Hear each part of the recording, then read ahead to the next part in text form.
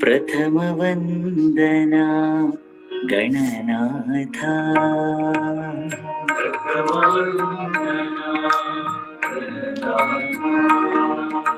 प्रथम वंदना गणनाथा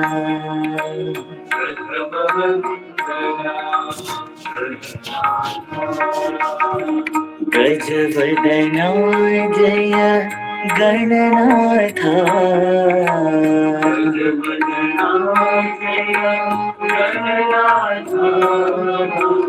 गजवदना जय गणनाथा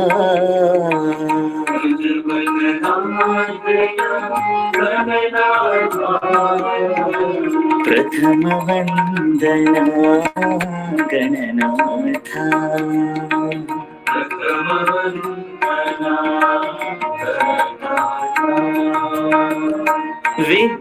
विद्यादायक बुद्धिप्रदायक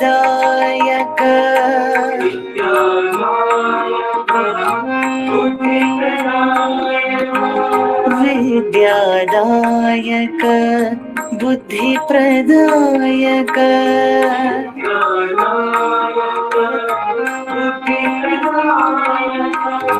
विघ्न विनाशक विनायक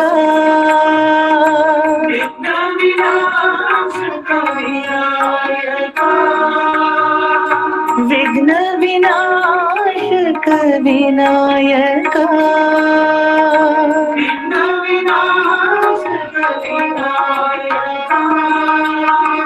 सुरमुनि वंदित विनायक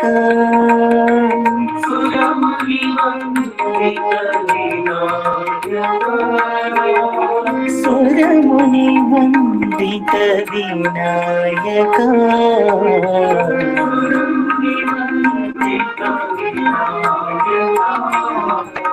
प्रथम वंदना गणनाथा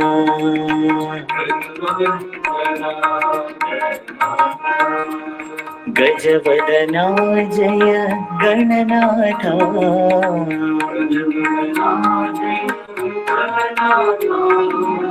प्रथम वंदना गणनाथा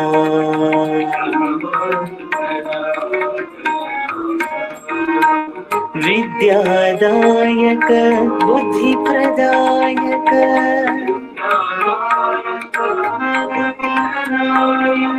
विघ्न विनाशक विनायक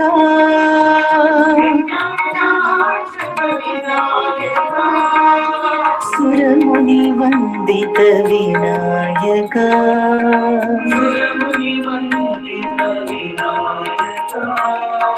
सुरमुनि वंदित विनायक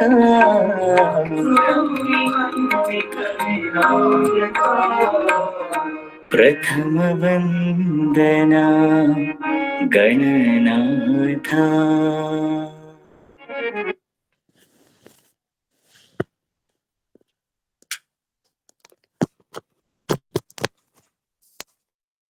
श्री साईं राम। भगवान बाबा के पावन चरणों में मेरा शतकोटि नमन और आप सभी को मेरी प्रेम भरी जय साईं राम। सत्यम शिवम सुंदरम भाग 5 में 5वें अध्याय में हम आगे पढ़ेंगे। चक्रवर्ती, जो स्वामी वेंकटेश्वर के बचपन से ही परम भक्त थे, अपने छुटपन और युवावस्था में कई बार पैदल चलकर भगवान वेंकटेश्वर के दर्शन किए और बाद में भी उस पवित्र मंदिर में नियमित रूप से जाकर भगवान के दर्शन करते थे। जब वे अनंतपुर में कलेक्टर के रूप में काम कर रहे थे, तब भगवान ने उन्हें एक थरथरे स्वप्न को दिया। वह 1 वर्ष के भीतर प्रशांति निलयम में बाबा का दर्शन था। वह अनुभव आज भी उनके हृदय में अमूल्य निधि के रूप में सजीव और चमकदार है। वे याद करते हैं, मैंने अपने को तिरुमला के पवित्र मंदिर में भगवान के अत्यंत पास खड़े हुए पाया।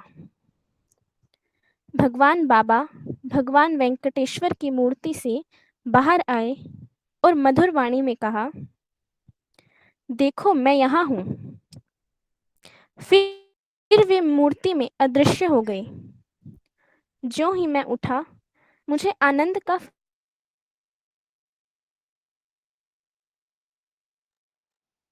यह दृश्य मेरे हृदय में गूंज रहे थे। जब चक्रवर्ती का अनंतपुर से हैदराबाद को textiles with state wide jurisdiction के निर्देशक के रूप में जुलाई 1976 में तबादला हो गया, उन्हें दुख था कि उनका हर हफ्ते प्रशांति निलयम को जाना अब नहीं हो सकेगा। हालांकि आश्रम के पास रहने की तीव्र इच्छा थी, फिर भी सरकार से अपने इच्छित स्थान पर रहने देने की मांग करना उचित नहीं समझा। भगवान ने उनको और उनकी पत्नी को उनके निकट 15 दिन में एक बार रहने का वरदान प्रदान किया। हैदराबाद जाने के बाद भी वे प्रशांति निलयम और वृंदावन में आ जा सकते थे। 15 दिन में एक बार और बाबा के साथ रह सकते थे। बाबा ने यह आश्वासन भी दिया, उन्हें इस बात की चिंता करने की जरूरत नहीं है कि बाबा और उनके मध्य की कड़ी समाप्त हो गई है। एक कड़ी की जगह मैं 10 कड़ियां दूंगा। और यह सच साबित हुआ। भगवान द्वारा स्थापित एक स्कूल हैदराबाद में है जिसका नाम श्री सत्य साई विद्या विहार है। यह स्कूल एक भव्य इमारत की निचली मंजिल पर स्थित है, जो पहाड़ी के ऊपर स्थित है, जहां से चित्ताकर्षक दृश्य दिखता है। बाबा ने सुधा को आशीर्वाद देते हुए यह सदवकाश दिया कि वह, जिसने अर्थशास्त्र में एमए और post graduate diploma in social service में किया है, उस स्कूल की डायरेक्टर और कोरेस्पोंडेंट के रूप में अपनी सेवाएं प्रदान करे और चक्रवर्ती और उनका परिवार उस बिल्डिंग में पहली मंजिल में निवास करे। वे अत्यधिक पिघल गए जब भगवान ने उनसे कहा, इतने सारे वर्षों तक तुम लोग एक किराए के मकान में रहे, अब अपने घर में रह सकते हो। भगवान उस भवन में उनके साथ रहे जब 2 बार हैदराबाद आए थे। हैदराबाद में रहने के दौरान उन्होंने बाबा की उपस्थिति और अनुकंपा कई अनुभवों द्वारा प्राप्त की, जिन्हें चक्रवर्ती के शब्दों में दैवीय शक्ति का साधारण अभिव्यक्तिकरण था। हालांकि वे कभी भी महीने में एक बार प्रशांति निलयम या वृंदावन जाने के अवसर को चूकते नहीं थे। सन 1977 में चक्रवर्ती एक ओरिएंटेशन कोर्स के सिलसिले में मसूरी गए। एक दिन 8 बजे, जो कि कोर्स की समाप्ति का समय था, जब वे एक गेट टुगेदर के लिए बाहर जाने की तैयारी कर रहे थे, तब उनके टॉयलेट में गहन अंधेरा था। जब उन्हें होश आया तो देखा कि ठुड्डी में दर्द हो रहा था। जब उन्होंने आईने में देखा कि ठुड्डी को फाड़कर हड्डी बाहर दिख रही थी, उन्हें देहरादून ले जाया गया और ठुड्डी की चोट पर टांके लगाए गए और सिर से पट्टी बांधी गई। वे अपनी पत्नी को इस चोट के बारे में बतलाकर परेशान नहीं करना चाहते थे। ठीक उसी दिन शाम को, जब श्रीमती सुधा अपने घर में कुत्तों के साथ खेल रही थी, तब उनका मंगलसूत्र टूट कर गिर गया। उसे अपने पति की कुशलता के बारे में चिंता सताने लगी। उसका सबसे पहला विचार भगवान के प्रति हुआ और उसे याद आया कि उन्होंने पहले ही उसे सुमंगली होने का आश्वासन दिया था। उसने प्रशांति निलयम के लिए एक ट्रंक कॉल बुक किया, क्योंकि उस समय सीधे डायल करने की सुविधा नहीं थी। वह कुटुंबराव से बात कर बाबा से अपने डर के बारे में बताना चाहती थी। उसे तुरंत टेलीफोन का कनेक्शन प्राप्त हुआ और कुटुंबराव से बात कर सकी। उस दिन के लिए अंतिम बार बाबा से मिलने कुटुंबराव जा रहे थे। 1 घंटे के बाद उसे बाबा के आश्वासन का संदेश प्राप्त हुआ स्वामी से। चिंता करने की बात नहीं है, स्वामी हमेशा चक्रवर्ती के साथ हैं। उन पर कोई विपत्ति नहीं आएगी। स्लीपिंग पिल्स मत लो। सुधा को पति की चोट के बारे में 2 दिन बाद जब वे हैदराबाद लौटे तब पता चला।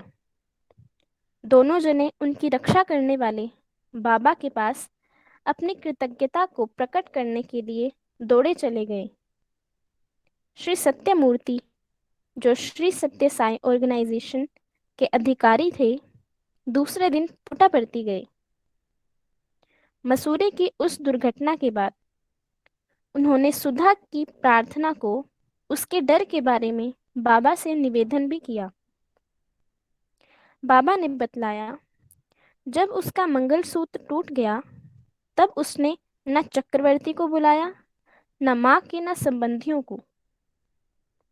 उसने केवल स्वामी का ध्यान किया और उनसे प्रार्थना की। एक सच्चे भक्त को उसकी तरह ही होना चाहिए। सन 1978 अक्टूबर की एक शाम को चक्रवर्ती वापस हैदराबाद उड़कर जाने के पहले बाबा से अनुमति लेने गए। बाबा ने पूछा, उड़ान का समय क्या है? उन्होंने कहा, 6:15 की है। बाबा थोड़ी देर के लिए सोचकर बोले, अपनी कार को यहाँ ले आओ। जब चक्रवर्ती कार को ले आए तब बाबा कार में बैठे और बोले, उसे कॉलेज ऑडिटोरियम के पास ले चलो। बाबा ने विद्यार्थियों के ड्रामा का अभ्यास देखा और जब लौटकर मंदिर आए तो 6 बज गए थे। चक्रवर्ती भी हैदराबाद की उड़ान को स्थगित कर देना चाहते थे। तब बाबा ने कहा, अब तुम हैदराबाद के लिए प्रस्थान कर सकते हो। बाबा से चक्रवर्ती यह कहना नहीं चाहते थे कि जब तक वे हवाई अड्डे को पहुंचेंगे तब तक हवाई जहाज उड़ान भर चुका होगा। वह कार चलाकर जब हवाई अड्डे पर पहुंचे तब 7 बज रहे थे। उसी समय घोषणा सुनाई दी कि हैदराबाद के लिए उड़ान भरने को हवाई जहाज तैयार है, जो कि कुछ अनिवार्य कारणों से रुक गया था। एक और इसी प्रकार के समान अवसर पर सन 1979 में चक्रवर्ती भगवान से अनुमति लेने आए तो भगवान ने कहा, सुरक्षा पूर्वक जाओ और आनंद से फिर लौट कर आओ। चक्रवर्ती बेंगलोर हवाई अड्डे पर जहाज में चढ़े और हवाई जहाज यथाविधि उड़ा। लेकिन जब हवाई जहाज हैदराबाद हवाई अड्डे पर पहुंचा तो वहां उतरने के बजाय आकाश में चक्कर लगाने लगा। 45 मिनट के बाद यात्रियों की उत्सुकता को शांत करते हुए कहा गया कि हवाई जहाज के पहियों में कुछ गड़बड़ी होने के कारण हवाई जहाज को पेट के सहारे यानी बेली लैंडिंग उतारने की तैयारी की जा रही है। लेकिन चक्रवर्ती, जो कोई किताब पढ़ रहे थे, को किसी प्रकार की चिंता नहीं थी, क्योंकि उनके संरक्षक ने अनुमति देते समय आश्वासन के शब्द कहे थे जब चक्रवर्ती वृंदावन को अनुमति लेने गए थे। जब हवाई जहाज अंततः बेली लैंडिंग के लिए नीचे आ रहा था, अचानक पहिए यथाविध हवाई जहाज से लैंडिंग हो गया। चक्रवर्ती ने बाहर आते देखा कि एम्बुलेंस, फायर इंजन आदि कतार में खड़े थे, अगर कोई दुर्घटना घटे तो उसे संभालने के लिए। जब चक्रवर्ती ने इंडियन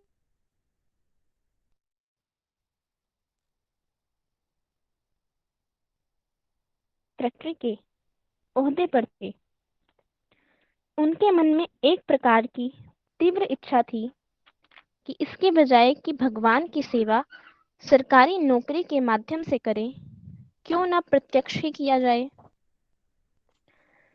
जब इस बात को उन्होंने बाबा से कहा तो बाबा ने कहा, क्यों तुम इतनी जल्दी आईएएस की नौकरी से रिटायर होते हो? यदि तुम सरकारी नौकरी में लगे रहोगे तो शीघ्र ही स्टेट के चीफ सेक्रेटरी बन सकते हो। तुम यहाँ अवकाश प्राप्त करने के बाद आ सकते हो। चक्रवर्ती ने विनयपूर्वक अपने स्वामी से कहा, स्वामी, मैं अपने सर्वोच्च स्वामी की सेवा इस समय करना चाहता हूँ, जबकि मेरा स्वास्थ्य ठीक ठाक है, उत्साह और शक्ति भी प्रचुर मात्रा में है। मैं नहीं जानता हूँ कि अवकाश प्राप्ति के बाद कितनी सेवा कर सकता हूँ। आतुर हृदय की श्रेष्ठ प्रार्थना तत्क्षण स्वीकृत नहीं हो सकती है। शायद नश्वर हृदय के पवित्र स्वप्न को पूरा करने और अधिक तपस्या की आवश्यकता है। अंततः चक्रवर्ती की प्रतीक्षा की अवधि का अंत हुआ जब सन 1981 में Sathya Sai institute of higher learning की स्थापना हुई। बाबा भगवान ने कमेटी के काम में उन्हें लगाने और डीम्ड यूनिवर्सिटी के लिए नियम निबंधनों की स्थापना करने को कहा और उन्हें कुछ महीनों बाद इस विश्वविद्यालय के प्रथम रजिस्ट्रार के रूप में नियुक्त कर दिया। उन्हें इस प्रमोशन की प्राप्ति हुई जिसके लिए उन्होंने प्रार्थना की थी कि वह आईएएस से एसएआई, हालांकि डीम्ड यूनिवर्सिटी के रजिस्ट्रार बनने के पहले ही उन्हें बाबा की शारीरिक उपस्थिति और आशीर्वाद का अनुभव और कृपा प्राप्त थी। अनोखे विश्वविद्यालय के अनोखे कुलपति चक्रवर्ती के क्रमिक विकास की अनोखी प्रक्रिया थी।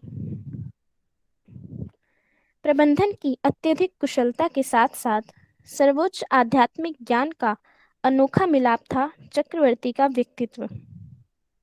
यही नहीं, दृष्टि की चौड़ाई और देखने की गहराई भगवान से अपने आप प्राप्त हुई।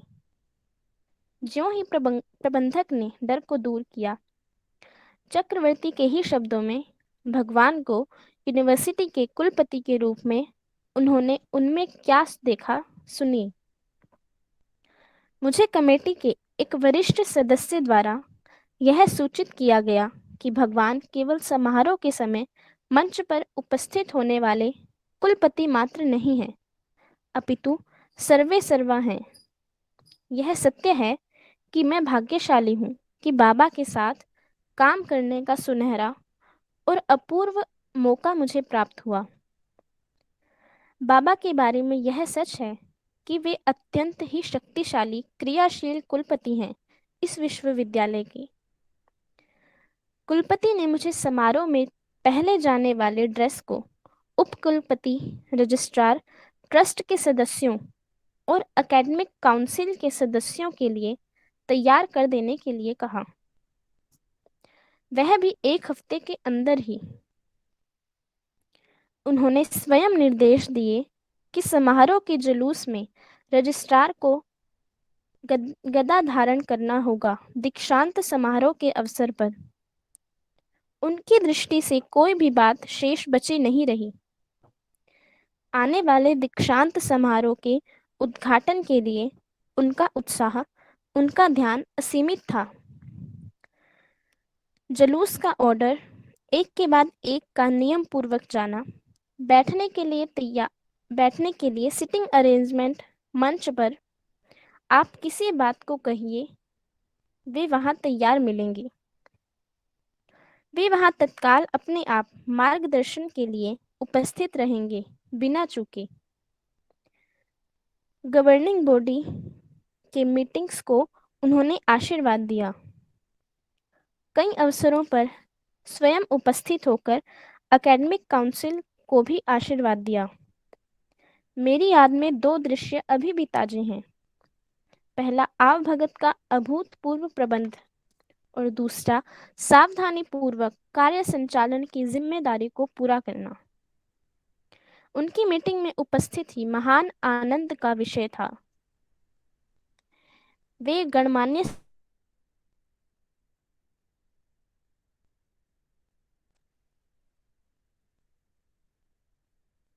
मुख्य कुलपति हैं। वे हमारी सलाह को सुनते और उसका उत्तर अच्छी तरह से पूर्ण गौरव के साथ देते। फौरन उन पर निर्णय लेते, वाइस चांसलर को हुक्म देते और अन्य कार्यकर्ताओं को उस पर अमल करने को कहते। निर्माण के सुधार कार्यों को जो अन्य यूनिवर्सिटी में वर्षों अमल किए बिना रह गए थे, जो विभिन्न कारणों से अधूरे रह गए थे, वे सभी भगवान बाबा की कृपा से शुरू से अमल में लाए गए।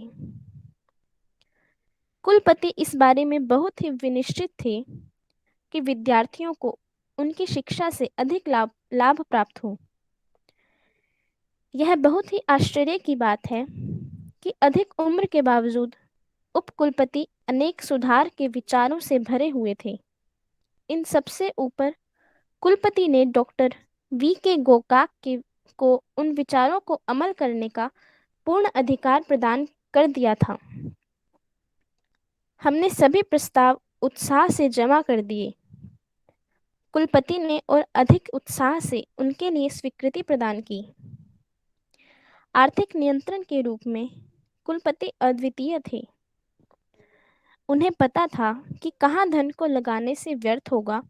उसी समय वे इतने उदार भी थे, आवश्यक जगहों पर उदारता से खर्च करते।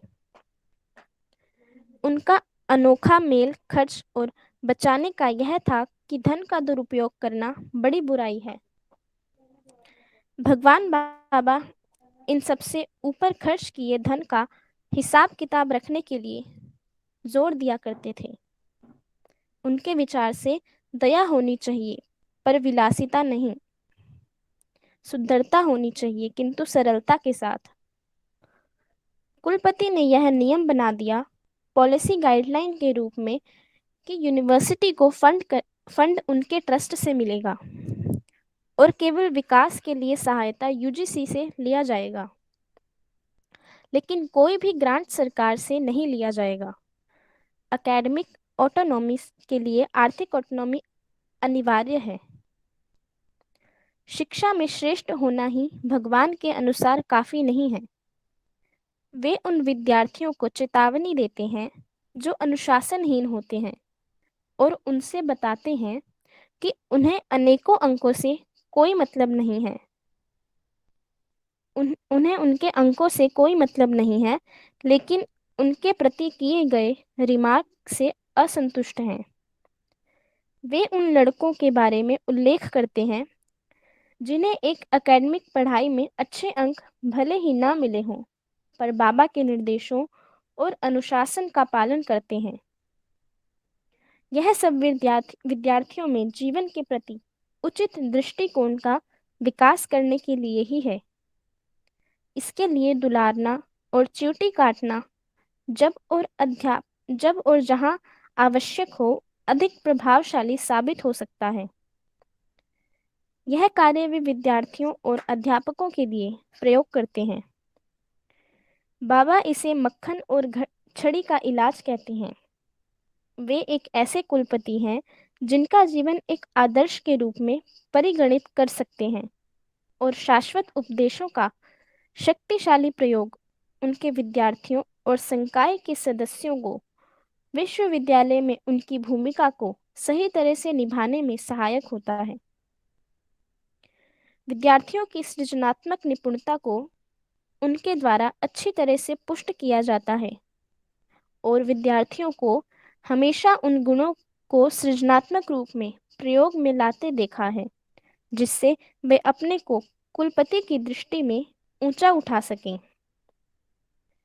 यहाँ कोई भी कुलपति और उनके विद्यार्थियों के बीच प्यार भरे अटूट संबंध को यूनिवर्सिटी के जीवन को कई क्षेत्रों में देखा जा सकता है।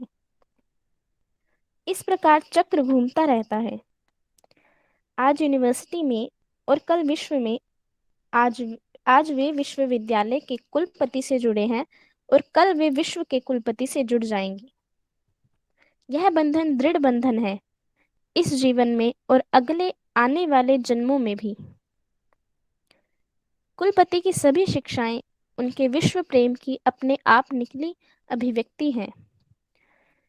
यूनिवर्सिटी की स्थापना केवल उनके द्वारा चुनी हुई आत्माओं को पास लाने के लिए है, जो पढ़े और परमात्मा को समझें। ये कुलपति अध्यापक हैं, मार्गदर्शक हैं और पुनरुद्धार करने वाले एक अनोखे कुलपति हैं। चक्रवर्ती उसी तरह की एक चुनी हुई आत्मा है।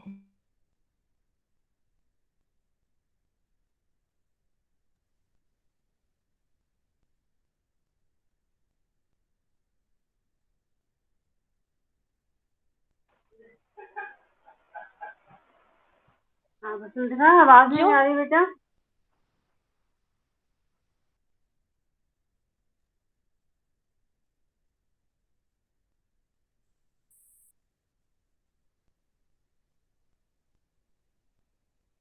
इसके पहले कि चक्रवर्ती उस विदेशी पर अपना क्रोध और झुंझलाहट प्रकट करते, उस विदेशी सज्जन ने बड़ी मुस्कुराहट से कहा, आप घर पहले ही पहुंच चुके हैं, धीरे से जाइए। याद दिलाने के लिए धन्यवाद ज्ञापन किया। अध्याय 6, उनके द्वारा चुने हुए अध्यापक। वसुंधरा, पहले मनुष्य पांच में को थोड़ा निपुणता और हुनर, ओहला और कद को तराश कर कई आकार देकर संतुलित रूप से वसुंधरा का चरित्र बेटा, आधारित होता है। पांच को एनालाइज कर लें। साईराम, सायरम आंटी, पहले पांच को एनालाइज कर लें, फिर 6 को शुरू करते हैं। ठीक है, ठीक है, हाँ ठीक है बेटा। ठीक है आंटी। हाँ जी, हाँ बेटा।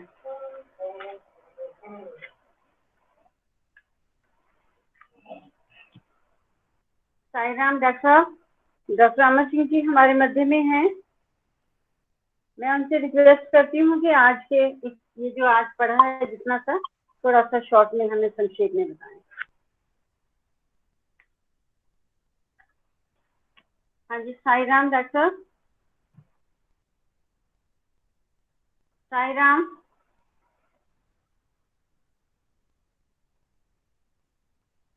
साईराम डॉक्टर साहब, नेट की प्रॉब्लम है शायद। आवाज नहीं आ रही क्या? साईराम, आवाज अब आई है, अब अब आई। आई है डॉक्टर। हाँ जी। यह बारिश हो रही है बहुत तेज। अच्छा अच्छा, हाँ, इसलिए हो सकता है नेट की को प्रॉब्लम भी हो जाए। अब आपकी आवाज आई है, क्लियर है बिल्कुल। ठीक है। साईराम, भगवान बाबा के दिव्य चरणों में मेरा कोटि से प्रणाम और सभी भक्तजनों के हृदयवासी भगवान बाबा को साईराम। बहुत ही अच्छा आज का विषय पर श्री चक्रवर्ती जी के जीवन के बारे में बताया गया है कि वो एक IAS अफसर थे 1970 के बैच के, और उनकी पोस्टिंग बाबा के जो जिला था उसके अंदर ही वहां पर उनकी पोस्टिंग हो गई थी। तो वो अक्सर साधु संतों से कम ही मिला करते थे, उनकी रुचि नहीं थी। लेकिन बचपन से वो वेंकटेश्वर के शुरू से भक्त रहे हैं और कई बार उन्होंने वहां की पैदल यात्राएं भी मतलब प्रवृत्ति की है और बहुत उनके अंदर थी। तो जब वो यहाँ आए तो उनकी मिसिज वो बहुत ज्यादा दयालु थी और बड़ी आध्यात्मिक औरत थी। उनकी वहां पर जो डिप्टी कमिश्नर थे उनकी मिसिज के साथ अच्छी मित्रता हुई और वो 2 बार पुट्टापर्थी जा करके आई बगैर इनको प्रेजेंस के। तो उसके बाद फिर उन्होंने कहा कि आप भी एक बार पुट्टापर्थी चलिए। तो वो उनके रिक्वेस्ट पर और एसपी जो थे उनके साथी उनके साथ मिलकर के भगवान बाबा के पास पहुंचे हैं और भगवान बाबा ने उन्हें दर्शन दिए, इंटरव्यू दिया और उनके अंदर एक ऐसी मन में जिज्ञासा उत्पन्न हुई कि मैं वाकई में कोई बहुत ही उच्च आध्यात्मिक शक्ति के पास यहाँ आया हूँ। तो इस प्रकार से उनकी जीवन यात्रा यहाँ से शुरू हुई स्वामी के संपर्क में, और समय समय फिर वो आते रहे। ऐसा हुआ हर हफ्ते भी वो अपने बाबा के संपर्क में आते रहे थे और भगवान बाबा ने उन पर बड़ी कृपा करते रहे। वो कहते हैं एक बार तो वो फुल छुट्टी लेकर के आए और उन्होंने कहा कि मैं स्वामी से मिलना चाहता हूँ, मैसेज भेजा उन्होंने। लेकिन कुटुंबा राव जी ने कहा कि आज तो स्वामी बहुत बिजी है, आपको टाइम नहीं दे सकते। 3 बार उन्होंने मैसेज भेजा और तीनों बार उन्होंने कहा कि भी स्वामी के पास समय नहीं।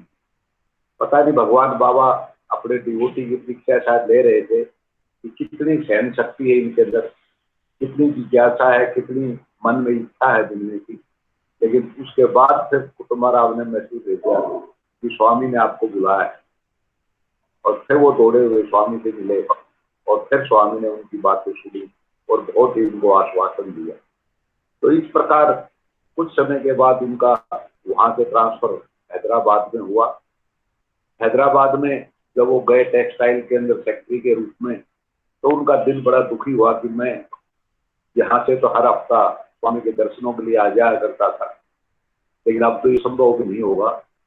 भगवान से उन्होंने प्रे की, भगवान कहने लगे कोई बात नहीं, तो 15 दिन में आ जाना, मैं तुम्हें आश्वासन देता हूँ। और उनकी मिसेज को कहा कि हैदराबाद के अंदर हमारा एक सत्यसाई स्कूल है बहुत अच्छी बिल्डिंग के अंदर, और तुम तो MA हो, BEd हो, तो तुम वहां पर उसकी सुपरिटेंडेंट का काम संभालना, कोर्स्पोंडेंट का काम संभालना, और वो ऊपर की बिल्डिंग जो है वो खाली पड़ी है, तो आप सब उसके अंदर ही रहना, वो तो आपका ही घर है, ये समझ के रहना। आप तक जो नौकरी के अंदर जगह जगह सरकारी क्वार्टर नहीं मिलने की वजह किराए के मकान में रहे हो, तो वहां पर आप अपने घर के अंदर रहोगे। इसलिए भगवान बाबा ने उन पर कृपा की, इस प्रकार से उन्हें घर भी दिया और 15 दिन रहने का आश्वासन भी दिया। और इसी प्रकार से चक्रवर्ती भी हर 15 दिन बाद या तो पुट्टापर्थी या बेंगलोर में व्हाइट फील्ड में अवश्य जाया करते। इस प्रकार आहिस्ता आहिस्ता उनका फिर आगे प्रमोशन होता गया। तो फिर उनके मन में ये आया, जब उनके 20 साल हो गए सर्विस में, तो उनके मन में ये विचार आया कि क्यों न मैं ये नौकरी छोड़ करके भगवान बाबा के दिव्य चरणों में जाकर के अपनी सेवा अर्पित करूं। और वो स्वामी के पास आए, ये प्रार्थना भी, और भगवान बाबा ने कहा देखिए आप IAS अधिकारी हैं, आप चीफ सेक्रेटरी की पोस्ट तक पहुंच सकते हैं राज्य की, तो अभी क्या जल्दी है यहाँ, रिटायरमेंट के बाद यहाँ आ गया। तो वो कहने लगे स्वामी रिटायरमेंट के बाद तो पता नहीं मेरा कैसा स्वास्थ्य होगा, मैं इस लायक भी हुआ नहीं आपकी सेवा कर पाऊँ ना कर पाऊँ, लेकिन इस समय तो मेरे अंदर पूरा उत्साह है, हौसला है, शक्ति है, ऊर्जा है, तो मुझे आप अभी क्यों नहीं परमिशन दें ताकि मैं आपके चरणों में रह कर और जो आप मुझे मार्गदर्शन करें वो कार्य करने को तैयार। और स्वामी इस बात पर वैसे ही हो गए और उसके बाद उन्होंने अपनी नौकरी छोड़ करके, तो यहाँ जब डीम्ड यूनिवर्सिटी शुरू हुई थी 81 के अंदर, वहां पर इन्होंने ज्वाइन भगवान बाबा ने कहा करें, और उनको यूनिवर्सिटी के वाइस रजिस्ट्रार के रूप में स्वामी ने कार्य दिया। और वो जो वाइस चांसलर इनके थे वो श्री गोकाक जी थे, और चांसलर तो कुछ स्वामी थे। कहते उनके साथ काम करने का मुझे इतना अच्छा अवसर प्राप्त हुआ कि मैं पूरे तन मन से कार्य के अंदर लग गया।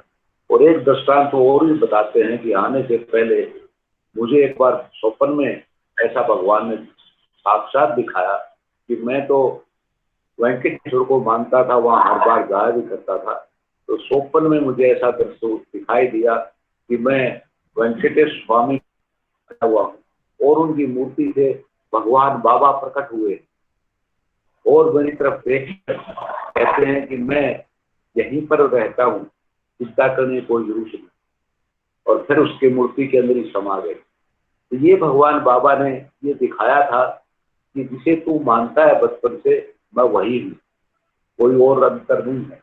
तो इस प्रकार कहता है मेरे मन में एक बहुत ही असीम शांति प्राप्त हुई मुझे, और ये विश्वास हुआ कि जिनको मैं बचपन से मेरी गोद देखभाल कर रहे थे, रास्ते पर चला रहे थे, वो वेंकटेश्वर स्वामी के रूप में स्वामी ही थे, जो मुझे आज राह पर देकर यहाँ तक आए।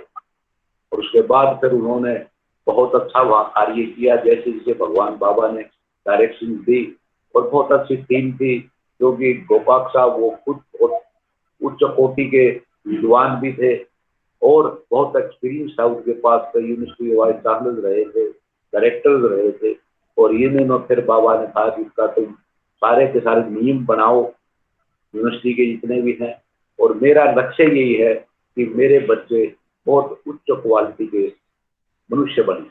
और इसी बात पर भगवान जोर देते थे, बच्चों से भी कहते थे मुझे एकेडमिक में कोई सत्तर लेने का इतना इच्छा नहीं है, बल्कि जो मेरे डिसिप्लिन को, नियमों को मानता है, मैं उससे अधिक प्रेम करता हूँ। तो इस प्रकार बच्चे भी इसी धुन में लगे रहते थे कि हम भगवान बाबा के नजरों में एक बहुत अच्छे स्टूडेंट्स बने और अपने एकेडमिक में भी पूरा ध्यान देते थे। तो इस प्रकार भगवान बाबा ने बहुत ही उनको कार्य दिया, ज्ञान दिया, और दोनों ने मिलकर के गोपाल जी ने और उन्होंने भगवान बाबा के इस सपन को, जो यूनिवर्सिटी टीम बनी थी, उसको साकार करने में बहुत ही ज्यादा योगदान दिया। और उन्होंने उसका एक बार का और भी वृत्तांत किया है, जो यूनिवर्सिटी कन्वोकेशन थी उसके अंदर उन्होंने कहा कि इस कन्वोकेशन के अंदर रजिस्ट्रार जो है वो एक गदा लेकर के चलेगा, और सारी ड्रेस भी उन्होंने बताया उनके अनुसार ही, भगवान बाबा के आदेशानुसार सबकी dress, chancellor, vice chancellor, registrar और अन्य जो स्टाफ फैकल्टी था, उनको सबकी ड्रेस इसी प्रकार से तैयार की गई। एक एक पॉइंट भगवान बाबा ने क्लियर कर दिया, कितने खाम बैठना है, किस चेयर पर बैठना है, कौन आगे होगा, कौन पीछे होगा। तो सारा का सारा भगवान बारीकी से हर चीज का ध्यान रखते थे और उनको बताते थे कि तुम्हें भी अपने जीवन में इसी प्रकार हर छोटी से छोटी चीज का भी इस प्रकार ध्यान रखना है।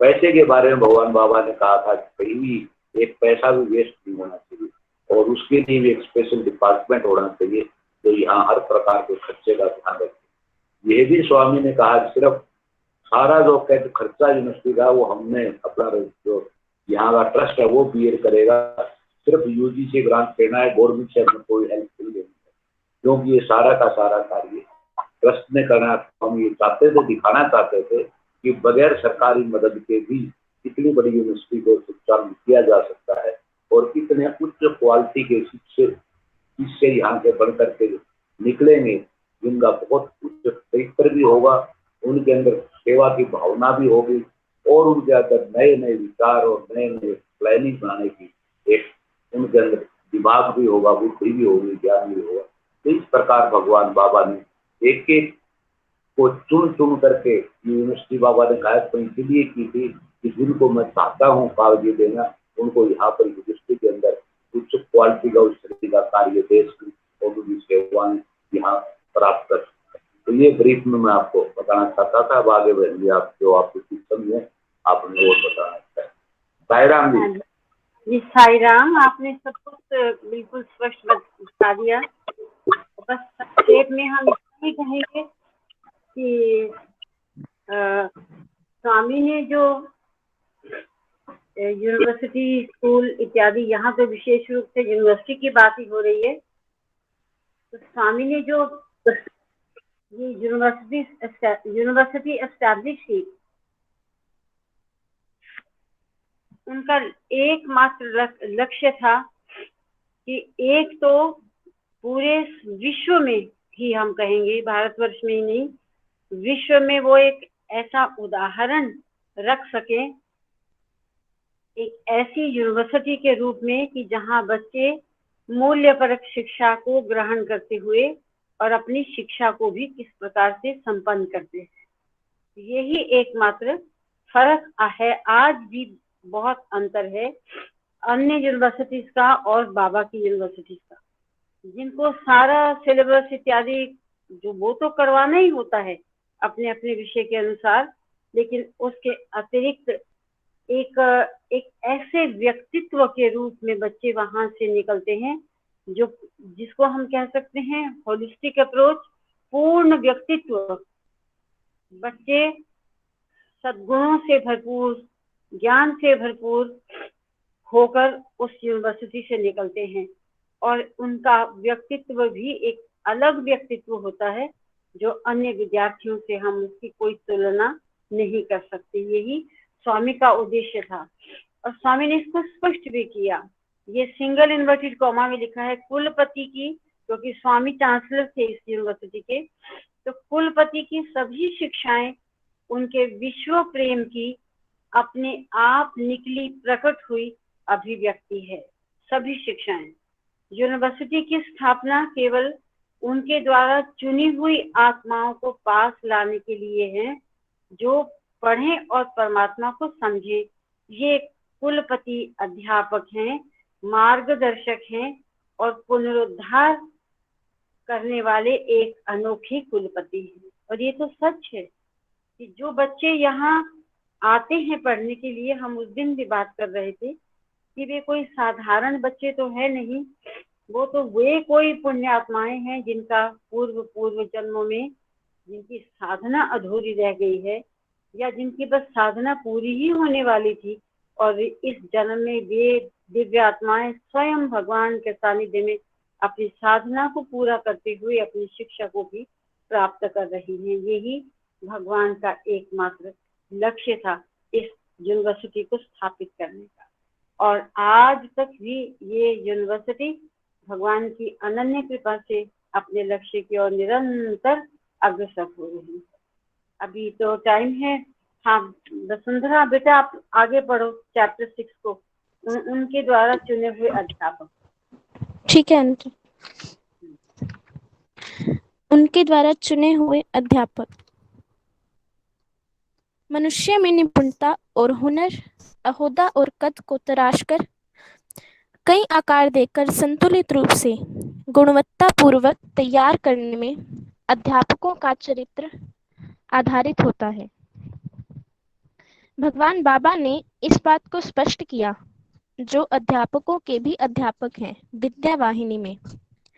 उनके द्वारा आरंभ की गई शिक्षा के क्षेत्र में उनके द्वारा किए गए प्रयोग में पूर्ण सफलता प्राप्त करना, उनका इसमें पूर्ण रूप से निमग्न होकर सक्रिय होना ही है। दूसरा, उनके द्वारा सही अध्यापकों का चुनाव उनकी शैक्षिक संस्थाओं के लिए करना है। कॉलेज और हॉस्टल के हेड बने हर अध्यापक को उन्होंने अपने आप चुना। ऐसे चुने हुए स्त्री और पुरुष अध्यापक न केवल अपने क्षेत्र के विशेषज्ञ रहे हैं, अपितु आध्यात्मिक आदर्श भी उनके जीवन के लक्ष्य रहे हैं। वे पराविद्या और अपराविद्या दोनों के मेल के सर्वश्रेष्ठ विद्यार्थी भी हैं। भगवान बाबा ने लिखा है, एक प्रश्न के उत्तर में सच्चा विद्यार्थी कौन है? इसका उत्तर है अध्यापक। मैं एक सच्चा विद्यार्थी बना रहूंगा जिसका मेरे विद्यार्थी अनुसरण कर सकें। अध्यापक को इस सिद्धांत को प्रेरणा बनाना चाहिए। हम यहाँ अध्याय में ऐसे ही कुछ चुने हुए अध्यापकों की कहानी का उल्लेख करेंगे जो जीवन पर्यंत उनके भक्त विद्यार्थी बने रहे। उनमें से हर कोई एक बड़े समुदाय का प्रतिनिधित्व करता है या उस प्रकार के पुरुष और स्त्री अधिक संख्या में शैक्षिक संस्थाओं में काम कर रहे हैं जो भगवान के द्वारा स्थापित की गई है।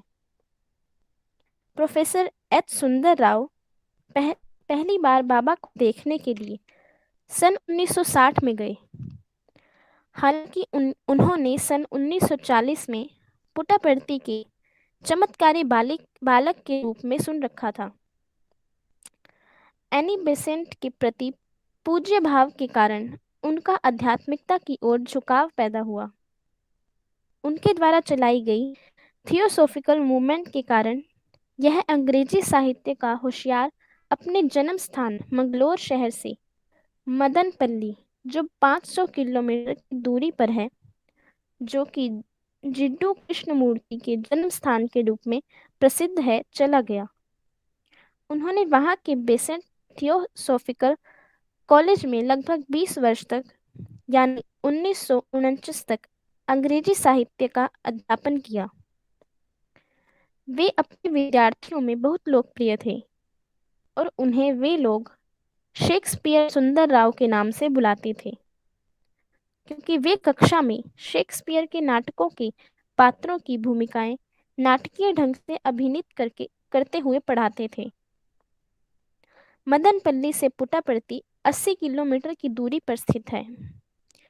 प्रोफेसर सुंदर राव के विद्यार्थियों ने उनके पुट्टापर्थी के पिकनिक की बहुत दिलचस्प रिपोर्ट प्रस्तुत की, जहां उन्होंने 14 वर्ष के साईं बाबा रेत में से उनकी कैमरा की रील को, जिसे उन लोगों ने हार में भरा था, खींच कर दिखा दिया। यह देखकर वे चकित ही नहीं हुए, बल्कि प्रभावित भी हो गए। हालांकि प्रोफेसर सुंदर राव ना तो इस घटना से प्रेरित ही हुए, न प्रभावित ही। शायद उनका अपने स्वामी से भेंट करने का समय अभी नहीं आया था। सन 1949 में प्रोफेसर सुंदर राव ने मंदिरों का शहर उडुपी, जो मंगलोर के निकट है, ने मदनपल्ली के अंग्रेजी के विभागाध्यक्ष का पद छोड़कर हाल ही में बने महात्मा गांधी मेमोरियल कॉलेज के प्रिंसिपल के पद पर पहुंच गए। वहां पर उन्हें अनुशासन प्रिय और कुशल प्रबंधक के रूप में नाम प्राप्त हुआ। उनका काम के प्रति समर्पित भाव इतना अधिक था कि वह अपने निजी काम के लिए या परिवार के काम के लिए मुश्किल से समय निकाल पाते थे। उनकी 3 युवा पुत्रियां अपने माता पिता की अनुमति से कई बार पुट्टापर्थी बाबा के दर्शनों के लिए गईं, जिन्होंने 1954 में बाबा के अवतार के बारे में सुना था। अपनी पुत्रियों द्वारा वर्णित दिलचस्प और चकित करने वाले बाबा के अनुभवों को बताने पर भी वे कॉलेज के काम के प्रति अधिक निष्ठा होने के कारण उस ओर आकर्षित नहीं हुए और पुट्टापर्थी नहीं गए। अंततः 1960 में भगवान बाबा के पास से ही एक प्रश्न के रूप में प्रोफेसर सुंदर राव को पुट्टापर्थी से बुलावा आया। वह यह था, तुम लोगों के पिता यहाँ कब आ रहे हैं? बाबा के प्रथम दर्शन ने ही प्रोफेसर सुंदर राव को अत्यधिक प्रभावित कर दिया। बाबा द्वारा असीमित प्यार और आशीर्वाद ने प्रोफेसर सुंदर राव को अत्यधिक खुशी से भर दिया। सर्वंतर्यामी स्वामी की एक झलक मात्र ने उनके अंदर में जो सूक्ष्म अनुभूतियों को प्रदान किया और आंतरिक अनुभूतियों का ज्ञान प्रदान किया, उससे वे अभिभूत हो गए। वे आंतरिक मार्ग के ईमानदार एवं सच्चे विद्यार्थी थे। ऐसे प्रेरित अध्यापक की प्यास या जिज्ञासा संसार के अध्यापक के चरणों में जाकर समाप्त हुई। सन 1963 में सुंदर राव अपने पारिवारिक सदस्यों के साथ जब 1-2 बार पुट्टापर्थी गए थे, तब भगवान बाबा ने उनसे कहा कि वे उडुपी में उनके घर को आएंगी। सन 1964 के मार्च के महीने में भगवान नालूर गए, जो शिमोगा जिले का एक गांव था। वहां चिन्नप्पा गौड़ा के घर कुछ दिन रहे। नालूर से उडुपी 4 घंटे की यात्रा थी। हालांकि सुंदर राव को कई दिनों से बुखार था, फिर भी वे अपनी पत्नी रमाबाई और पुत्रियों के साथ बाबा को अपने घर बुलाने के लिए नालूर 23 मार्च के प्रातःकाल आए। वहां भजन के दौरान एक अंधे बालक की मां अचानक बाबा के पास आकर अपने अभागे पुत्र पर दया दिखाने की प्रार्थना करने लगी। बाबा ने उस बालक की आंखों को मृदुता से छुआ और उसे दृष्टि प्राप्त हो गई। महान आश्चर्य की बाबा के स्पर्श से ही बालक को नेत्र ज्योति प्राप्त हुई। यह खबर जंगल की आग की तरह चारों ओर फैल गई। इस खबर को सुनते ही अपंगों, अपाहिजों, विकलांगों की एक भीड़ जो अनियंत्रित थी, बाबा को देखने आ पहुंची, जिससे प्रोफेसर सुंदर राव को बाबा से मिलने और अपने घर बुलाने का मौका नहीं मिला। वे लोग आधी रात तक वहां रहे और बाबा से मिल नहीं पाए, अतः घोर निराशा से वापस उडुपी चले लौट आए। दूसरे दिन शाम को 7 बजे किसी ने उडुपी में सुंदर राव के घर का दरवाजा खटखटाया। लड़कियों ने खिड़की का पर्दा सरका कर देखा कि नारंगी रंग के कपड़े पहने घने घुंघराले बालों वाले व्यक्ति द्वार पर खड़े हैं। भगवान उनकी गरीब कुटी पर आए हैं। बाबा ने कहा, सुंदर राव, मैं तुम्हें आशीर्वाद देने आया हूँ। मैं यहाँ केवल 10 मिनट के लिए रहूँगा। अधिक परेशानी मत उठाओ। दरअसल मैं नालूर से बेंगलोर की 16 किलोमीटर की यात्रा करके आया हूँ, लेकिन तुम्हारे मन की तीव्र इच्छा ने मुझे स्पर्श किया और मेरी यात्रा की दिशा बदलकर मुझे यहाँ ले आई। रमाबाई की अनुनय भरी प्रार्थना ने उनके यहाँ रात्रि का भोजन करें उन्हें रोक दिया और आधी रात तक बाबा वहां रहे और फिर मैसूर के लिए निकल पड़े। सुंदर राव ने अपने मन में पहली बार अनुभव किया कि उनका घर छोटा होने के कारण वे बाबा और उनके अनुयायियों को एक रात के लिए रहने की समुचित व्यवस्था नहीं कर पाए, लेकिन उनका हृदय विश्व के स्वामी के प्रति रहने के लिए जगह देने के लिए काफी विशाल है। सन 1964 में सुंदर राव MGM कॉलेज से रिटायर होकर भगवान के रहने के स्थान पुट्टापर्थी को चले आए, जहां वे अपनी पुत्री हेमलता और पत्नी के साथ रहने लगे। भगवान बाबा ने रिटायर्ड सुंदर राव को रिटायर्ड करके पुट्टापर्थी के कैंटीन के मैनेजर के रूप में नियुक्त कर लिया, जिसकी स्थापना हाल ही में की गई थी। उन्होंने सुंदर राव को श्री N कस्तूरी द्वारा संपादित की जाने वाली अंग्रेजी मासिक पत्रिका सनातन सारथी के चलाने में सहायता प्रदान करने को कहा। भगवान ने प्रत्यक्ष रूप से सुंदर राव के जीवन को सारथी के रूप में ले लिया। सन 1969 में जब व्हाइटफील्ड के वृंदावन में श्री सत्य Sai college of arts, science and commerce की स्थापना हुई, तब भगवान ने सुंदर राव को कैंपस के प्रबंधक और हॉस्टल के वार्डन के रूप में कार्य करने के पवित्र दायित्व को प्रदान किया। आदर्श अनुभवज्ञ का सपना इस तरह साकार हुआ। उस पावन काम में उनके अंदर स्थित अध्यापक को चरम लक्ष्य की प्राप्ति हुई। साईराम आंटी।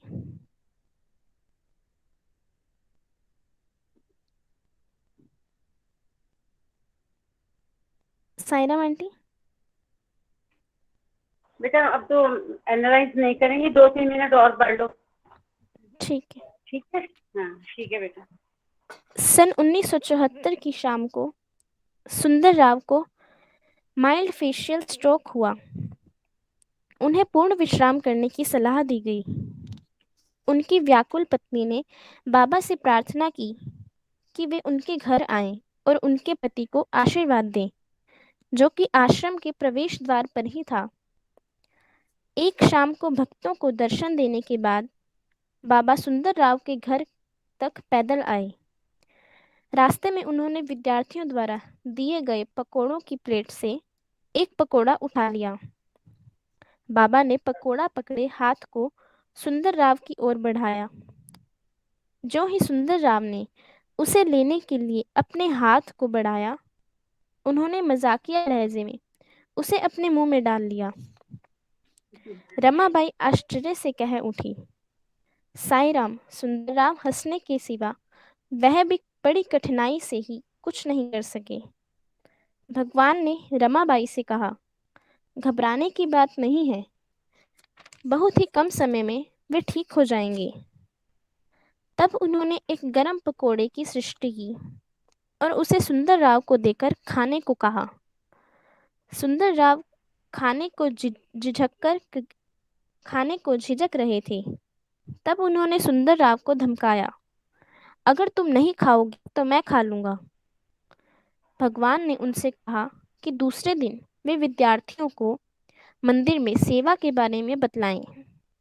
सुंदर राव ने सोचा कि उनकी कमजोरी उन्हें मंदिर में भाषण नहीं देने देगी, लेकिन बाबा के आदेश ने उन्हें बांध दिया था। दूसरे दिन भगवान की उपस्थिति में सुंदर राव ने विद्यार्थियों को संबोधित किया। भाषण की शुरुआत में उनकी आवाज लड़खड़ा रही थी, किंतु बाद में चमत्कारिक रूप से आवाज में दृढ़ता आई और पक्षाघात से आक्रांत चेहरा धीमे धीमे अपने वास्तविक आकार में आ गया। वे कुछ समय बाद बहुत ही अच्छी तरह से बोल सके। सुंदर राव ने विद्यार्थियों एवं वहां पर उपस्थित लोगों से बताया कि उनके सामने ही बाबा ने कैसा चमत्कार कर उनके चेहरे के पक्षाघात को ठीक कर दिया। उन्होंने स्पष्ट शब्दों में कहा कि यह केवल भगवान की इच्छा के कारण ही मैं बोल पा रहा हूँ। भगवान के चेहरे पर सर्वांतर्यामी के भोलेपन की झलक दिखाई पड़ी।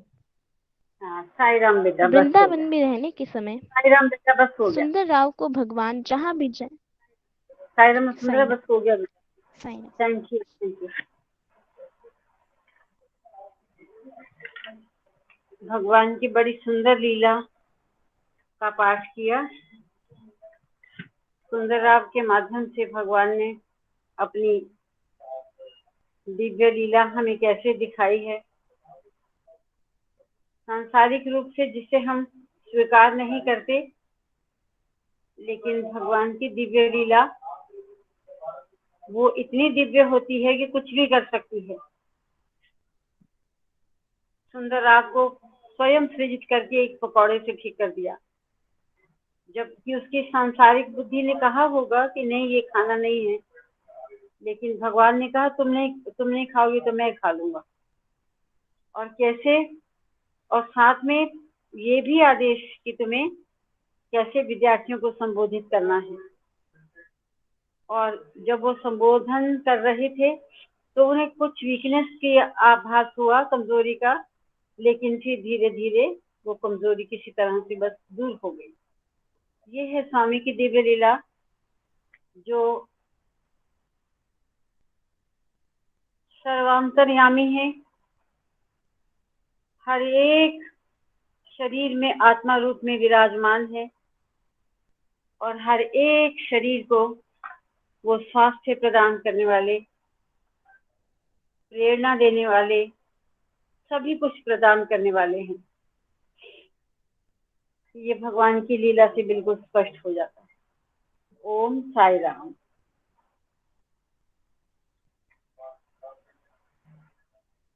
भगवान से प्रार्थना करते हैं। समस्त लोकाः सुखिनो भवन्तु, समस्त लोकाः सुखिनो भवन्तु, समस्त लोकाः सुखिनो भवन्तु। ओम शांति शांति शांति। जय बोलो भगवान श्री सत्य साई बाबा जी की जय। आप सबको सादर सप्रेम साई राम।